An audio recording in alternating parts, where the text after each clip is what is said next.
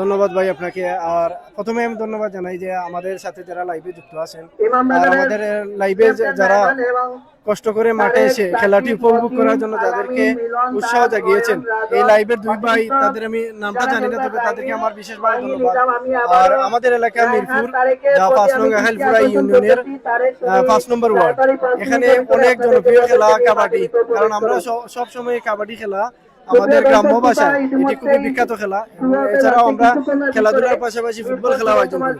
আর আজ এই স্বল্প আয়োজনের একটি কাবাডি টুর্নামেন্ট আমরা আমাদের যুব সমাজ, আমাদের ছোট ছোট ভাইয়েরা আয়োজন করেছে। আর এই খেলার আজকে ফাইনাল খেলা, এই ফাইনাল খেলায় অনেক দর্শক, মাঠ ভর্তি আপনারা দেখতে পাচ্ছেন, হাজারো দর্শক।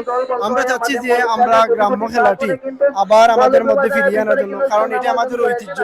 কাবাডি অনেক মানুষের ঐতিহ্য, বাঙালি জাতির ঐতিহ্য ধরে রাখে। আর আমরা চাই এই খেলাটিকে আমরা জাতীয় পর্যায়ে, যাতে আমাদের এই মাঠ থেকে ভালো ভালো খেলোয়াড় উঠে গিয়ে জাতীয় পর্যায়ে আমাদের দেশকে রিপ্রেজেন্ট করতে পারে।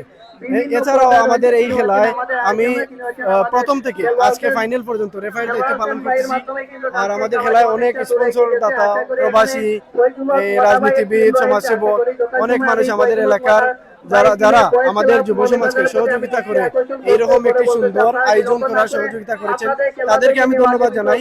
এছাড়াও আমাদের ক্লাবের 3 জন সদস্য, সভাপতি, সাংগঠনিক সম্পাদক, প্রথম যুগ্ম সাধারণ সম্পাদক মিলে আমাদের এই প্রথম পুরস্কারটি আমাদেরকে দিয়ে সহযোগিতা করেছেন।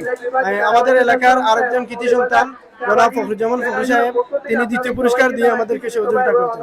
এছাড়াও আমাদের পাশের এলাকার বিশিষ্ট দানশীল ব্যক্তি শাহিন আখন্দ এবং লন্ডনের কমিউনিটি লিডার শাহিন আখন্দ সাহেব আমাদেরকে তৃতীয় পুরস্কার দিয়ে সহযোগিতা করেছেন।